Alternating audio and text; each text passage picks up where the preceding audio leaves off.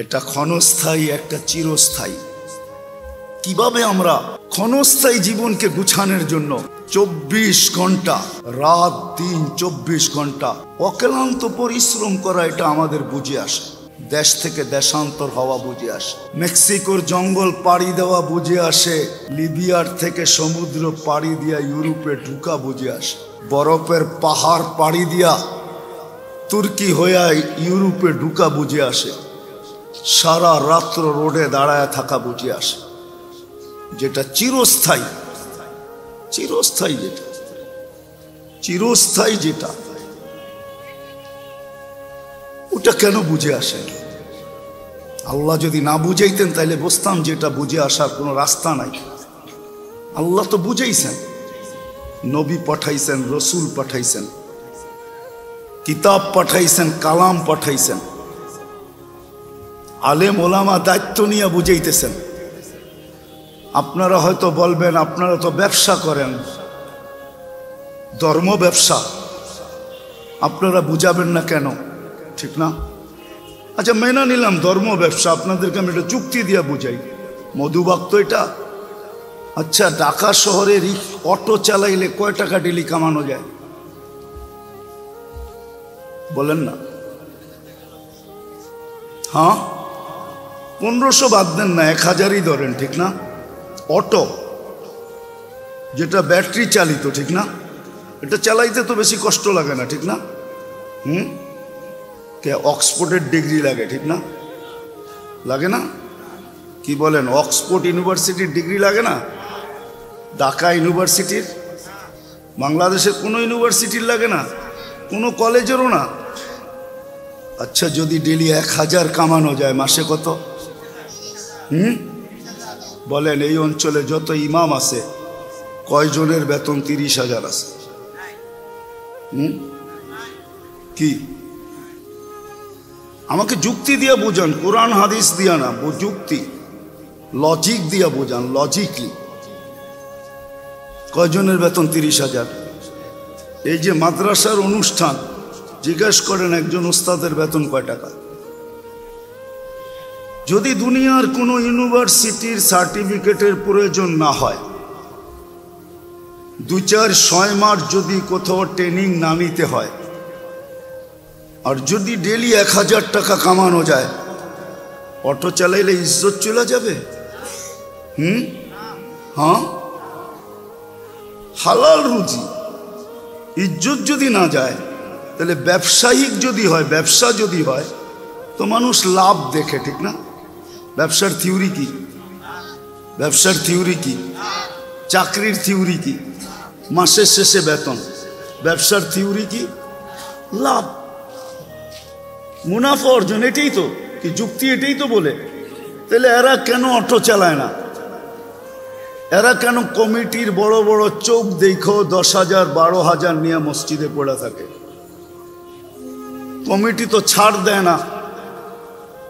চুনের থেকে, পানের থেকে চুন খসতে দেরি, ছাড় দেয় না। ছাড় দেয় নাকি? হ্যাঁ, কে আমাদেরকে ছাড় দেয়? তাইলে সে কেন এই পেশায় থাকবে? আমাকে যুক্তি দিয়া বুঝান। কোরআন হাদিস বাদেই দিলাম। আপনি বলবেন ওলামা একরাম ধর্ম ব্যবসা করে, মাইনা নিলাম, কিন্তু ব্যবসা তো হইল লাভ, ঠিক না? অটো চালাইতে 30,000 কামানো যায়, কোনো ইজ্জত যাবে না। ঢাকা শহরের সারা রাত্র সিএনজি অটো চলে, দিনের বেলা চালাইলে যদি আমার মানুষ চিনা ফেলবে, তা একজন আরেক এলাকায় যেও তো কামানো যায়। গ্রামগঞ্জে কামাইলেও 20,000 মাসে কামানো যায়, সে 10,000 কেন আপনার বড় বড় চোখ দেখা পড়া থাকবে? বুঝান। বোঝা গেল সে ধর্ম ব্যবসা করে না, দায়িত্ব কাঁধে, এই জন্য আজকে সব কিছু সয়া পড়া আছে। নাইলে এরাও মানুষ, এরাও না মানুষ না? হ্যাঁ, সমাজের আগাছা। হ্যাঁ, আগাছা। আমি বইলা বেড়াই, রাগ হয় না, হইলে করার কিচ্ছু নেই। 7.8 ভূমিকম্প বাংলাদেশে আসছিল, 2013 31 নাইটের পরের দিন 5:05 যেটা তুর্কিতে আসছিল। ডিসেম্বরে বাংলাদেশে ভূমিকম্প আসছিল 6.1। গত 2 দিন ধরে একবার সিলেটে একবার টেকনাফে এসে গেছে 4.3 4.1। ঠিক না? জানেন না? খবর রাখেন না? 2 সপ্তাহ আগে পাকিস্তানে আসছে 5.6, পুরা মাটির সাথে মিশায় চলে গেছে। আমাদেরটার 1 সপ্তাহ পরে পরের সোমবারে আসছে ইন্দোনেশিয়া, জাকার্তা, ইন্দোনেশিয়ার সুমাত্রায় 5.6, 42 জন এক জায়গায় মারা গেছে। 6.61 যেদিন বাংলাদেশে আসছে ডিসেম্বরে, বাংলাদেশের 99 ভাগ মানুষ জানে না ভূমিকম্প আসছে। কেননা ফজরের সময় 1% লোক ঘুমের থেকে ওঠে না। আর ওইটা ওই সময় আসছিল যে সময় জামাত দাঁড়াইতেছে। না, আমি জ্বলন্ত সাক্ষী, ওই সময় আসছে। 7.8 ভূমিকম্প আসছে বাংলাদেশে, একটা মাটির ঘরে একটা সুতার দাগ দিতে পারে না। তুর্কিতে শোয়া গেল কি করে? মেরে দোস্ত, রাগ হয়েন না। হুজুরদের এই দায়িত্বের কারণে 30,000-এর উপরে বাংলাদেশে হেফজোখানা। রাত্র 4টার সময় এই ছেলেগুলা ঘুমের থেকে ওঠে, আল্লাহর কালাম পড়ে। আপনি হয়তো মানানো যাবে না, আগেই বলছি আমি, ইচ্ছা স্বাধীনতার কারণে মানানো যাবে না। কারণ আল্লাহ ইচ্ছা স্বাধীনতা দিছেন। ইচ্ছা স্বাধীনতা যদি না দিতেন তাহলে কোনো মার সন্তানের ক্ষমতা নাই। আল্লাহ ডাকবে আর আপনি মসজিদে হামাগুড়ি দিয়ে আসবেন না। আপনি আল্লাহ চিনেন না। 99 নামের অর্থ এখানে একজনও জীবনে একবার দেখছে কিনা, দেখা থাকলে হাত উঠায় বলেন। একজন পাওয়া গেছে, আলেম ওলামা ছাড়া একজনও 99 নামের অর্থ দেখি নাই। বাংলায় অর্থ পাওয়া যায়, একদিন দেখেন তারপরে বুঝবেন রবকে। 1 ফোঁটা পানির থেকে আপনাকে আকর্ষণের পাত্র। আজকে বাব নিয়ে হাঁটেন, মনে হয় জমিনটার মালিক আপনি। রাস্তায় দাঁড়াইলে মনে হয় আপনি রাস্তার সবকিছু। যাকে যা মনে চায় তাই বলতে থাকেন, মনে হয় জমিনের আধিপত্যটা আপনারই। মেরে দোস্ত, 99 নামের অর্থ দেখেন। আল্লাহ ডাকবে আর আপনি হামাগুড়ি দিয়ে আসবেন না, ইম্পসিবল। শুধু ইচ্ছা স্বাধীনতা দিছে, এই জন্য সম্ভব। অক্সিজেন নেবেন 24 ঘন্টার আল্লাহ, 550 লিটার পার ডে। মাসে নেবেন 16,500 লিটার। ডেলি 36 বার আপনাকে আমাকে কিডনি ডায়ালিসিস করবে আল্লাহ সুস্থ রাখার জন্য। আর আপনি অফিসে বসা বসা নাফরমানি করবেন আল্লাহ। ইম্পসিবল ছিল, শুধু অপেক্ষায় আছে। নাযিরুন কাইফা তা'মালুন। আল্লাহ বলে অপেক্ষা করতেছি, দেখতেছি তুই করিস কি। ফান্তাযিরু ইন্নী মাকুম মিনাল মুনতাযিরিন। তুমিও অপেক্ষা করো, আল্লাহ বলে আমিও অপেক্ষা করতেছি। সীমা রেখায় পা দিতে দেরি, তোমাকে ছোমাইরা উঠাইতে দেরি করব না। যতই তুমি প্রতিরোধ করো, অফিস তোমার হবে, সিসি ক্যামেরা তোমার হবে, নিচে সিকিউরিটি গার্ড তোমার হবে। সময় আসতে দেরি, আমরা উঠায়া নিয়ে যাব। সব শুধু তাকলাইগা দেখতে থাকবে যে স্যার গেল তো গেল কি কইরা। সবাই বলবে স্যার কি করে চলে গেল, অফিস তো ওনার। সিসি ক্যামেরায় মনিটরিং চলতেছে, নিচে দারোয়ান চলতেছে, মেশিন লাগানো আছে। যে আসতেছে তাকে চেক করে ঢুকানো হইতেছে। এই আজরাইল আসলো তো আসলো কি করে? আজ পর্যন্ত কোনো সিসি ক্যামেরায় আজরাইলের ফুটেজ আসে না, আর কিয়ামতের সকাল পর্যন্ত আসবে না। 99 নামের অর্থ দেখেন, দেখেন রহমানের অর্থ কি, রহিমের অর্থ কি, মালিকের অর্থ কি, কুদ্দুসের অর্থ কি, সালামের অর্থ কি, মুমিনের অর্থ কি, মুহাইমিনের অর্থ কি। আজিজুল জব্বারুল মুতাকাব্বিরুল খালিকুল বারিউল মুসাব্বিরুল গফফারুল কহারুল ওহাবুর রাজ্জাকুল ফাত্তাহুল আলিমুল কাবিজুল বাসিতুল খাফিজুর রাফিউল মুইসুল মুদিল্লুস সামিউল বাসিরুল হাকামুল আদলুল লতীফুল খবীরুল হালিমুল আযীমুল গফুরুশ শাকুরুল আলিয়ুল কবীরুল হাফিজুল মুকিতুল হাসিবুল জলিলুল করিমুর রকিবুল মুজিবুল ওয়াসি আল হাকিমুল ওয়াদুদুল মজিদুল বাঈসুশ শাহীদুল হকুল ওয়াকিলুল কবিয়্যুল মতিনুল ওয়ালিয়ুল হামিদুল মুসি আল মুবদি আল মুঈদ আল মুহয়ি আল মুমিত আল হাইয়্যু আল কাইয়্যুম আল ওয়াজিদ আল মাজিদ আল ওয়াহিদ আল আহাদ আস সামাদ আল কাদির আল মুক্তাদির আল মুকদ্দম আল মুআক্খার আল আউয়াল ওয়াল আখির আল যাহির ওয়াল বাতিন আল ওয়ালি আল মুতাওয়ালি আল বাররু আত তাওয়াব আল মুনতাকিম আল আফু আর রাউফ মালিক আল মুলক যাল জালালি ওয়াল ইকরাম আল মুকসিত ওয়াল জামি ওয়াল গনি ওয়াল মুগনি আল মানি আত দার আল নাফি আন নূর আল হাদি আল বদি ওয়াল বাকি আল ওয়ারিস ওয়াল রশিদ আস সাবুর জাল্লে জালালু 99 নামের অর্থ কি একবার দেখেন, তাইলে বুঝে আসবে, তাইলে বুঝে আসবে, তাইলে বুঝে আসবে যে কে আমাকে ডাকে তারপরও আমি আসি না, কে আমাকে সাজাইলো তারপরও আমি ভাবি না, কার কাছে যাব তারপরও আমি চিন্তা করি না। শুধু এই ছোট জীবনটা নিয়ে সারাদিন ভাবি কিভাবে ফুলানো যায়, ফলানো যায়, কিভাবে সুন্দর থাকা যায়। চলে যেতে হবে, কিন্তু সত্য এটাই, প্রস্তুতি নিয়ে যেতে হবে। চলে গেলে চলবে না, এইখানের আইডি ওইখানে চলবে না, ওইখানেও একটা আইডি দেওয়া আছে, এইখানের পরিচয়পত্র ওইখানে চলবে না, এইখানের আইডি ওইখানে চলবে না। যদি চলতো তাহলে দুনিয়ায় বহুত আইডিয়ালা লোক ছিল, শুধু আমরা না, বহুত বড় বড়। তাহলে কবি কোনোদিন এই কথা লিখতেন না, পরা রহে গিয়া এই ঠাট সারা। ঐতিহ্যগুলো আমাদেরকে কোনোদিন কাদাইতো না। আজকে সোনারগাঁয়ে গেলেও চোখে পানি আসে, হাই ঈশা খা, সোনারগাঁ আছে, তুমি কোথায় আছো? আজকে আহসান মঞ্জিল গেলেও চোখে পানি আসে, আহসান মঞ্জিল আছে, নওয়াব আহসানুল্লাহ, তুমি কোথায় আছো? বিক্রমপুর গেলেও কান্না আসে, বিক্রমপুর আছে রাজা বীর বিক্রম, তুমি কোথায় আছো? মদিনা মুনাওয়ারা গেলেও কান্না আসে, দুজাহানের বাদশাহ আপনি ছিলেন, আজকে কোথায় আছে? আমরা তো না দেখেই সালাম দেই। সত্য এটাই, ঐতিহ্য থেকে যাবে।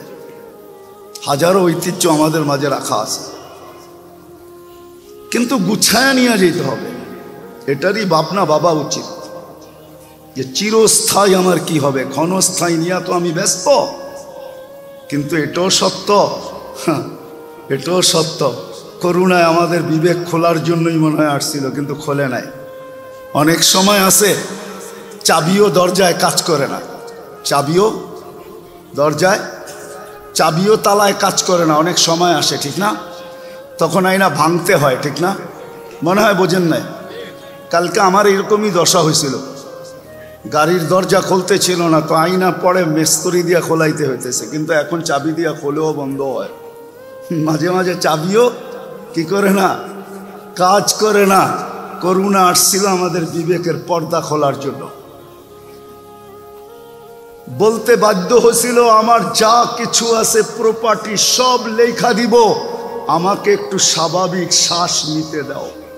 এটাও মিডিয়ায় লেখা আছে, সব লেখা দিব, এন্টার প্রপার্টি লেখা দিয়া দিব, আমাকে শুধু একটু স্বাভাবিক শ্বাস নিতে দাও। নিতে দেওয়া হয় নাই। জানি না যারা মিডিয়া ঘাটেন জানেন কিনা, নাম বলবো না আমি। আবার এটাও সত্য, সন্তানকে হাজারো কোটি টাকা দিয়া গেছে, কিন্তু দাফন তো দূরের কথা, কাফন তো দূরের কথা, জানাজা তো দূরের কথা, কাছে যাইয়া এক নজর শেষ দেখা পর্যন্ত দেখে নাই। কবর চিনা তো দূরের কথা, শুধু জানে আমার আব্বা খিলগায় কবরস্থানে দাফন হয়েছে, কেননা করুণার কবরস্থানের ভিতরে আমার বাসার পাশেরটাও একটা কবরস্থান, কিন্তু চিনে না আব্বার কবর কোনটা। বিবেকের পর্দা খোলার জন্যই করুণা আসছিল, কিন্তু সত্য এটা, অনেক সময় তালা চাবিও তালা খুলতে অক্ষম হয়ে যায়।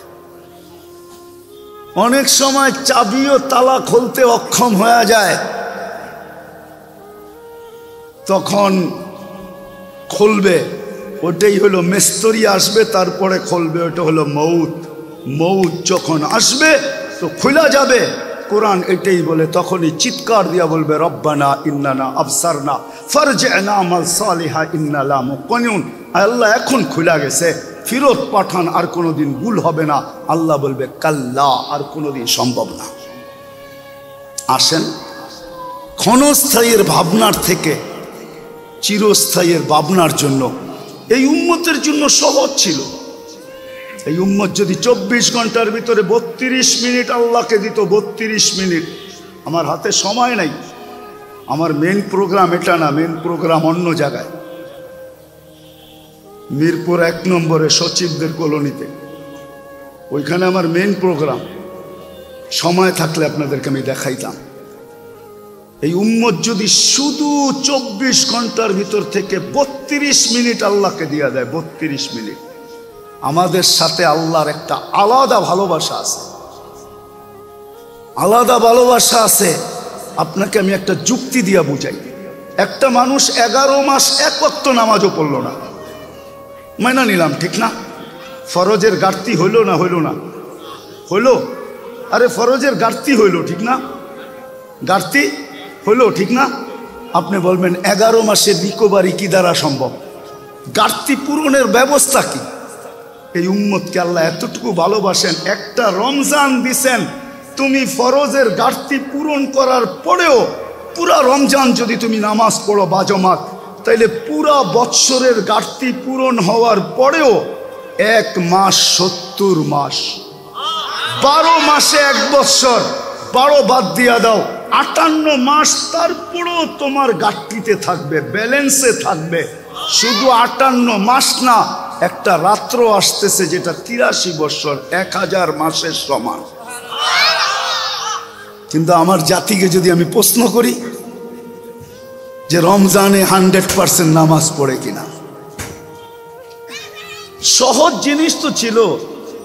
দৈনন্দিন প্রয়োজনের জিনিস যারা বিক্রি করে, এরা ইচ্ছা করলে রমজানে জান্নাতকে নিজের নামে লেখা নিতে পারত। আপনি বলেন কি কইরা? যেই দামে কিনা ওই দামে যদি তার বিক্রি হতো দৈনন্দিন প্রয়োজনের জিনিস। আপনি বলবেন এমন কি দুনিয়াতে কোনো দেশ আছে? আমার সাথে চলেন, আমি দেখায় দেব। আমি ওই দেশে 6 বার গেছি, 6 বার। গরিব দেশ, আফ্রিকার দেশ। মানুষের মন মানসিকতা এরকম, রমজানে যেই দামে কিনে ওই দামে বিক্রি করে। তাকে যদি জিজ্ঞাসা করি ওই দামে কেন, আমার জান্নাতের প্রয়োজন, সহানুভূতির বিনিময়ে আল্লাহ ওয়াদা করছে জান্নাত দিবে, আমি সহানুভূতি দেখাই। আবার আরেকটা মজার কথা, ক্রেতারা বলে আমাদেরও জান্নাত দরকার, তুমি লাভ নাও না বটে, কিন্তু আমি কিছু লাভ তোমাকে হাদিয়া হিসাবে দিয়া গেলাম। বলেন আমার সমাজটা যদি এরকম হইতো, তাহলে 1 রমজানে কিন্তু প্রত্যেক ব্যক্তি জান্নাত নিজের নামে অ্যালার্ট করতে পারতো, লিখাই নিতে পারতো। আসেন, ক্ষণস্থায়ী নিয়ে আর কত ভাববেন? কত সন্তানই তো দেখায় দিল, বাবা তার ভবিষ্যৎ নিয়ে ভাবতে ভাবতে ভাবতে নিজের চিরস্থায়ীকে চিরদিনের জন্য হাতের থেকে ছেড়া দিছে। আর ওই সন্তানই ট্যাবলেট খাওয়ায়া মা বাবার গলা ছুরি চালায়া নিজের সুখের স্বপ্ন দেখতেছিল, যে মা বাবা চলে গেলে আমি সুখী, আমি হ্যাপি, ঠিক না? আছে না নাই? হ্যাঁ, কতজনই নিজের বা সন্তানের ভবিষ্যৎ দেখতে দেখতে দেখতে দেখতে নিজের পিস্তল নিজের মাথায় রেখা দুনিয়ার থেকে বিদায় নিয়ে চলে গেল, আত্মহত্যা করলো। আসেন, চিরস্থায়ীর জন্য ভাবি। আজকের আয়োজন এটার জন্যই। আসেন ভাবি, আসেন ভাবি, এই মাদ্রাসাগুলো আমাদের জন্য আধ্যাত্মিক সুরক্ষার চাদর। আমি 10 বৎসর ধরে চিল্লাইতেছি, বাংলাদেশ নড়ে চড়ে পড়ে না। মিডিয়ায় দেখেন, যুক্তি এটাই, 30,000-এর উপরে হেফজোখানা। আপনি আর আমি ঘুমাই, 4টার সময় ওঠেই ছেলেরা বাংলাদেশকে এক আধ্যাত্মিক সুরক্ষার চাদর দিয়া ঢাইকা দেয়, নড়ে চড়ে পড়ে না। 100বার ভূমিকম্প আসছে, ইতিহাসে বিরল 7.8 ভূমিকম্প আসছে, আর কোনো বিপর্যয় ঘটে নাই। 10 নম্বর মহাবিপদ সংকেত আসছে, আর কোনো বিপর্যয় ঘটে নাই। করুণার মতো একটা সারা দুনিয়া বলছে বাংলাদেশে বিপর্যয় ঘটবে, আমরা তখন হাসছি যে বাংলাদেশে বিপর্যয় ঘটবে না, এটা আমাদের জানা আছে। কেননা তখনও মাদ্রাসাগুলো বন্ধ ছিল, প্রত্যেকটা বাড়ি এক একটা মাদ্রাসা ছিল। এই সমস্ত ওস্তাদরা ওয়ান লাইনে প্রত্যেকটা ছেলেকে যেরকম মাদ্রাসায় পড়াইতেন এরকম পড়াইতেন, ওয়ান লাইনে পড়াইতেন। আমার ছেলে পড়তো, আমি জানি না তাকে ডেলি কয় টাকা নেট কিনা দিতে হইতো। প্রত্যেকটা ঘর মাদ্রাসা ছিল। আমাদের জানা ছিল বাংলাদেশে বিপর্যয় ঘটবে না। আলহামদুলিল্লাহ ঘটে নাই। এখন সারা দুনিয়া গবেষণা করে যে ওরা কোন ভ্যাকসিন দিয়া করোনাতে প্রতিরোধ করলো, কোনটা দিয়া করছে ওটা একজন ফার্মেসি এলাকে জিজ্ঞাসা করলে পাবেন। ঠান্ডা নিয়ে গেলেই 2টা ট্যাবলেট ধরায় দিত, ওটা মানুষে খায় না কিসে খায় ওটা আমি বলবো না, আমি ওই ট্যাবলেট খাইই ভালো হয়েছে। হ্যাঁ, বেশিরভাগ ফার্মেসিওয়ালারা ওই 2 ট্যাবলেটই ওই সময় ধান ব্যবহার করছে, ঠিক না? মনে হয় আপনারা জানেন না, ঠিক না?